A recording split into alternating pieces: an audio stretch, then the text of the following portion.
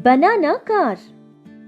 विक्रम नाम का एक आदमी रहा करता था और वो एक ऑटो ड्राइवर था। सारा दिन बहुत ही मेहनत करके ऑटो चलाया करता था। जितना भी पैसा वो कमाता था उनमें से आधे पैसे उसके मालिक को दे दिया करता था और जो पैसा उसके पास बचता था उन्हीं पैसों में अपने परिवार का पोषण करता था। ऐसे ही बहुत मुश्किलों से उनकी जिंदगी चल रही थी। फिर अचानक विक्रम की जिंदगी में एक ऐसा तूफान आ गया था जिसके बारे में विक्रम ने कभी कल्पना तक नहीं की थी। विक्रम को पता चला कि उसकी पत्नी राधा को कैंसर हो गया है। ये बात के पता चलते ही विक्रम की तो सांसें ही रुक गई थी।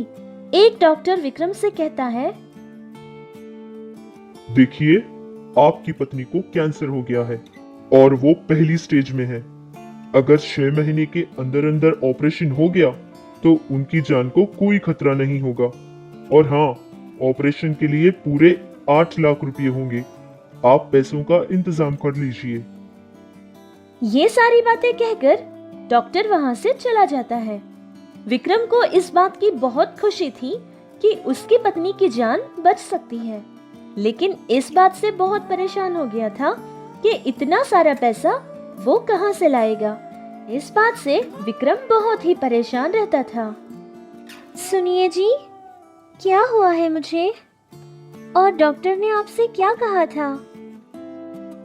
वो हाँ, उन्होंने कहा था कि तुम्हारे शरीर में खून की बहुत कमी हो गई है। अगर अच्छा खाना और फल वगैरह खाएंगे तो बहुत जल्द ठीक हो जाएगा। बस यही कहा था डॉक्टर साहब ने। इतनी सी बात के लिए आप इतना परेशान हो गए थे? मैं तो आपको देखकर डर ही गई थी। फिर विक्रम अपनी पत्नी राधा को लेकर घर पहुंचता है, लेकिन विक्रम हर पल बस इसी सोच में डूबा रहता था कि वो अपनी पत्नी के ऑपरेशन के लिए इतना सारा पैसा कैसे कमा सके, क्योंकि जितना पैसा वो कमाता है उन पैसों में उनका परिवार का चलना ही बहुत मुश्किल था। कुछ पैसा उधार मांगने के लिए भी विक्रम ने बहुत सारी कोशिशें की थी, लेकिन कोई भी विक्रम को 1000 रुपये तक उधार नहीं दिया करता था, क्योंकि विक्रम एक गरीब आदमी था। बहुत ही परेशान हो रहा था। फिर सड़क के किनारे ऑटो को रोककर फुटपाथ पर जाकर बैठ जाता है और सोचता है कि इतना पैसा कैसे कमा सके। उसी समय विक्रम के सामने एक घोड़ा गाड़ी गुजरती है।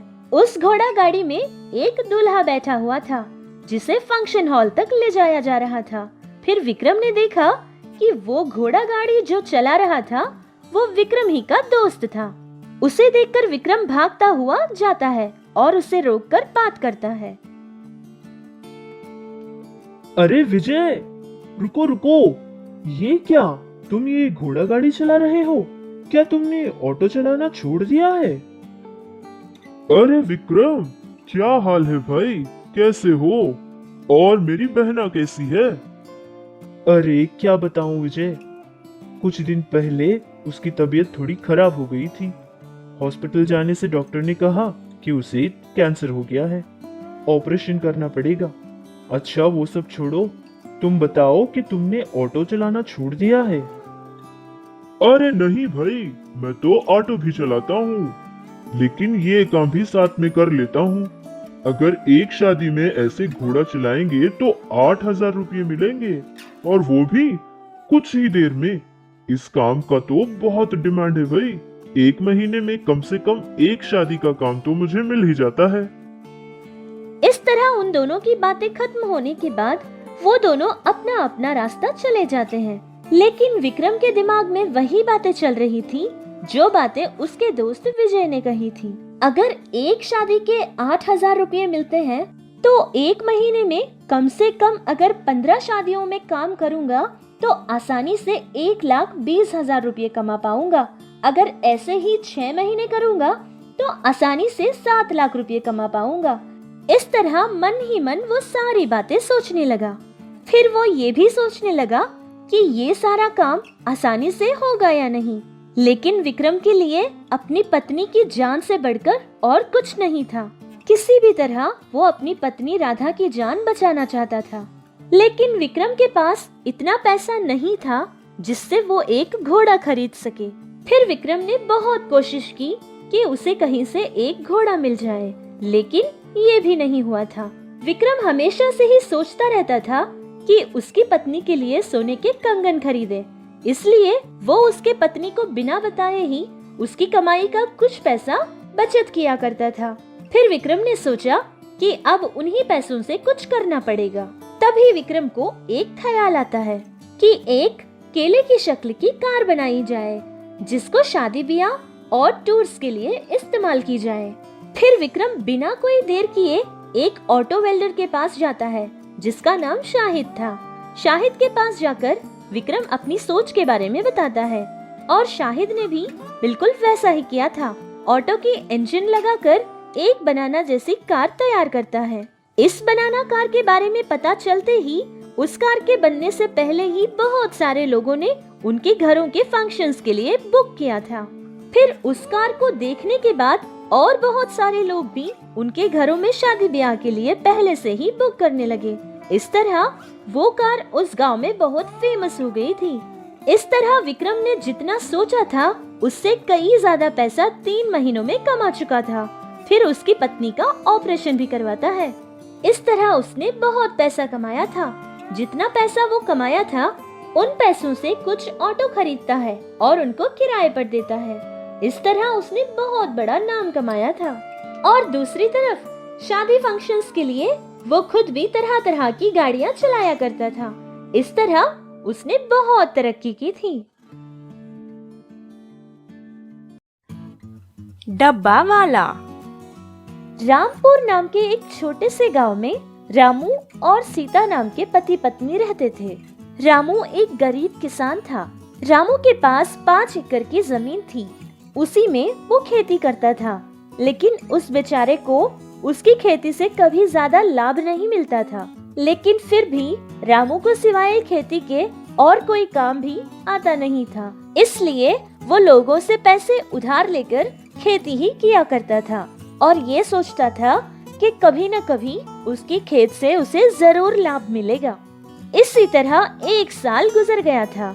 हर बार की तरह इस बार भी रामू को सिर्फ नुकसान ही मिला था। उसका कर्जा बढ़ता गया और सारा पैसा घटता गया। लाख कोशिशों के बाद भी बेचारे को फिर से नाकामयाबी ही मिली थी। रामू, क्या तुम्हारे समझ आ रहा है ये जो कुछ भी तुम कर रहे हो? मैंने लोगों को देखा है कि बुरी आदतों की वजह से लोगों से उधार लेते हैं, लेकिन तुम्हारा तो हाल ही अलग है। पैसा उधार लेते हो और वो भी खेती के लिए। मैंने तुमसे पिछले साल भी कहा था कि ये सब खेती वेती छोड़ो और कोई व्यापार कर लो, लेकिन तुम हो कि मेरी एक नहीं मानते। और तुम्हारी बुरी आदत ये है कि तुम्हें सिर्फ खेती करनी है। पिताजी, एक आखिरी बार मैं कोशिश करूंगा। अगर इस बार भी हमें कोई लाभ नहीं मिला तो मैं वही करूंगा जो आप चाहेंगे। ऐसे ही और कितने साल कहते रहोगे तुम? हमारे पास उस जमीन के सिवा और कुछ नहीं बचा है। हमारी सारी जायदाद खत्म हो गई है और कर्जा देने वाले लोग सारे घर पर आ रहे हैं। ये सब देखना और बर्दाश्त करना मुझसे और नहीं होगा। बस एक आखिरी मौका दे दीजिए पिताजी। क्या इतना सब कुछ हो गया लेकिन फिर भी तुम्हें अकल नहीं आई है? तुम कहना चाहते हो कि तुम पैसा और उधार लोगे? मुझे ये सब खेती वेती पता नहीं थी, इसलिए मैंने कब का ये खेती का काम छोड़ दिया था और जितना मुझसे हो सका मैंने पैसा जमाया था। लेकिन तुम सारा पैसा खत्म कर चुके हो और हमारे पास कुछ बचा भी नहीं है। वैसे भी कौन सी हिम्मत से तुम कुछ और करना चाहते हो? पैसा नहीं है तो क्या हुआ पिताजी? मेरे पास मेरी सीता है, वही मेरी ताकत है। बस करो रामू, ये सब तुम हर बार कहते ही रहते हो। आज हमारे घर की परिस्थिति ऐसी है तो इसका कारण सिर्फ तुम हो। अब इस उम्र में और लड़ना मुझसे नहीं होगा। अब हमसे ये घर भी छिन जाए इससे पहले तुम हमारी जमीन बेच दो और सारा कर्जा चुका दो। फिर जो कुछ पैसा बचेगा उनमें कोई व्यापार करो। जाओ यहाँ से। बहुत ही गुस्से के साथ रामू के पिता ने ये सब कह दिया था। फिर कुछ दिन बाद रामू की घड़ी खराब हो गई थी। खराब सिर्फ घड़ी ही नहीं बल्कि रामू का वक्त भी था। रामू को पैसा उधार देने वाले सारे लोग घर पर आ गए थे। उनको देने के लिए रामू के पास सिर्फ पैसा ही नहीं बल्कि कोई जवाब भी नहीं था। वो बेचारा कुछ कर भी नहीं सकता था। इसीलिए जो अपनी खास जमीन मानता था उसको बेचकर उन सारे कर्जदारों का पैसा चुका देता है। और गांव में उसकी बहुत बेइज्जती भी हुई थी। जो उसके अपने थे सारे लोगों ने रामू से अपना मुंह मोड़ लिया था। अगर रामू के पास कुछ बचा था तो वो सिर्फ उसकी पत्नी सीता थी। कम से कम अपनी पत्नी को तो खुश रखूंगा ये सोचकर वो उस गांव को छोड़कर शहर चला जाता है। शहर जाने के बाद एक बैंक में उसे सिक्योरिटी गार्ड का काम मिलता है। फिर पति पत्नी दोनों मिलकर एक नई जिंदगी की शुरुआत करते हैं। सुनिए जी, क्या हुआ? क्या बैंक में आपको बहुत ज्यादा काम करना पड़ता है? आपको देखकर लगता है कि आप बहुत थक चुके हैं। क्या थकान? ऐसा कुछ नहीं है। सारा दिन बस एक ही जगह खड़े रहना है और फिर आने जाने वालों की तरफ देखकर मुस्कुराना है। बस यही काम है मुझे करने का। इससे तो अच्छा मुझे खेती ही लगती थी। अच्छा, तुम वो सब छोड़ो और बताओ तुमने खाने में क्या बनाया है? इतनी अच्छी खुशबू आ रही है। मैंने आपके लिए पालक की सब्जी बनाई है और हाँ, साथ में आपका मनपसंद तला हुआ आलू भी। अच्छा, तो देरी किस बात की? जल्दी खाना लगा दो। इस तरह बैंक का काम करता हुआ अपनी पत्नी को बहुत खुश रखता था। बैंक में सारे लोग रामू की अच्छाई देखकर बहुत प्रभावित हुए थे। वो सारे लोग रामू से ये कहते थे कि वो उनके साथ मिलकर खाना खाए। इस तरह एक दिन, अरे भाई शास्त्री, आज खाने में क्या स्पेशल लाए हो? क्या होगा सर? वही जली हुई दाल और आधी पकी कोई सब्जी होगी। आप क्या लाए हैं सर? पता नहीं शास्त्री, जब तक नहीं खाऊंगा तब तक मुझे खुद पता नहीं है। मेरी पत्नी इंटरनेट में देखकर कुछ बनाती है और उनका प्रयोग मुझ पर करती है। उनके सारे नाम तो मुझे नहीं पता, लेकिन हाँ, 2-3 वैरायटीज जरूर हैं। क्या थोड़ा खाकर देखोगे? अरे नहीं सर, आप खा लीजिए। अगर आपका खाना मैं खा लूंगा तो आप क्या खाएंगे? मेरे लिए ये जली हुई दाल ही काफी है सर। वैसे भी नई नई चीजें खाने की मुझे आदत नहीं है। सर, मैंने सबके लिए लड्डू बनाए थे घर में। आप सबके लिए भी थोड़े से लेकर आई हूँ। ये लीजिए। अरे भाई, ये क्या है? ये कोई खाने वाली चीज है? अरे सर, ये तो उड़द दाल के लड्डू है सर। अरे शांति जी, आप उड़द दाल की लड्डू की जगह खौरक बॉल बना लिए हैं। रहने दीजिए, मुझे दे दीजिए। मैं घर ले जाकर अपने बच्चों को दे दूंगा, वो इनसे क्रिकेट खेलेंगे। सर, ये आप क्या कह रहे हैं? वैसे भी तुम्हारा पति बहुत अच्छा खाना बना लेता है, तो चुपचाप खाए बिना ये बनाकर हम पे प्रयोग करने की क्या जरूरत है? और तुम बोलो रामू, तुम क्या लाए हो खाने में? सर, आज मेरी पत्नी ने भुने हुए बैगन की सब्जी, साथ में दाल और कोई सब्जी की चटनी भी बनाई है। क्या? भुना हुआ बैगन? बचपन में माँ बनाकर खिलाती थी। लाओ तो थोड़ा मैं भी खाऊंगा। अरे सर, नहीं सर, वो आपको शायद हमारी सब्जियां अच्छी नहीं लगेगी सर। क्या बोल रहे हो रामू? हमारे घर के खाने से तो बुरा नहीं होगा। लाओ लाओ, थोड़ा मैं भी खाकर देखता हूँ। इस तरह रामू जो खाना वो ले गया था उसमें से सारे लोगों को थोड़ा थोड़ा डाल देता है। अरे वाह, इतने दिनों के बाद ऐसा लगा कि जुबान में फिर से जान आ गई है। हम ऐसी सब्जियों से काम चला रहे हैं और तुम इतना स्वादिष्ट खाना खा रहे हो। ये कहाँ का न्याय है भाई? अरे सर, नहीं नहीं सर, ऐसी कोई बात नहीं है। बस मुझे लगा था कि शायद आप हमारा खाना नहीं खा पाएंगे। अरे अरे, मैं तो मजाक कर रहा था। अच्छा रामू, कल से तुम मेरे लिए भी एक खाने का डिब्बा लाया करो, मैं तुम्हें पैसे भी दूंगा। नहीं सर, पैसों की बात नहीं है, आपने मांग लिया तो मैं जरूर ला कर दूंगा। इस तरह मैनेजर के साथ साथ बैंक में काम करने वाले बाकी लोग भी रामू से ये कहते थे कि वो उनके लिए भी खाना लेकर आए, जिसके बदले में वो रामू को पैसे भी दिया करते थे। सीता भी ये बात सुनकर बहुत खुश हो गई थी कि उसके बनाए पकवान सारे लोग बहुत खुश होकर खाते हैं, इसलिए वो और मेहनत करके अच्छे अच्छे पकवान बनाकर भेजने लगी। इसी तरह कुछ दिन बाद सीता और रामू के पकवानों के बारे में, जिससे दूसरे ब्रांच वाले भी रामू और सीता को ऑर्डर देकर पकवान बनाया करते थे, जिससे रामू थोड़े बहुत पैसे भी कमाया करता था।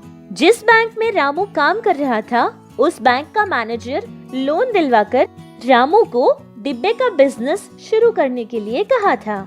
मैनेजर की बातों से रामू को बहुत हिम्मत मिली थी, जिससे रामू और उसकी पत्नी अपने घर में ही अलग अलग तरह के पकवान बनाकर डिब्बों में डालकर बहुत सारे बैंक और ऑफिसों को भी भेजा करते थे। इस तरह उनका छोटा सा बिजनेस बढ़ता गया और उनको बहुत कामयाबी मिलती गई। रामू बहुत सारे नौकर को भी अपने पास काम के लिए रख लिया था। इस तरह उस शहर की बहुत सी बड़ी बड़ी ऑफिसेस के लिए वो डिब्बा सर्विस किया करते थे।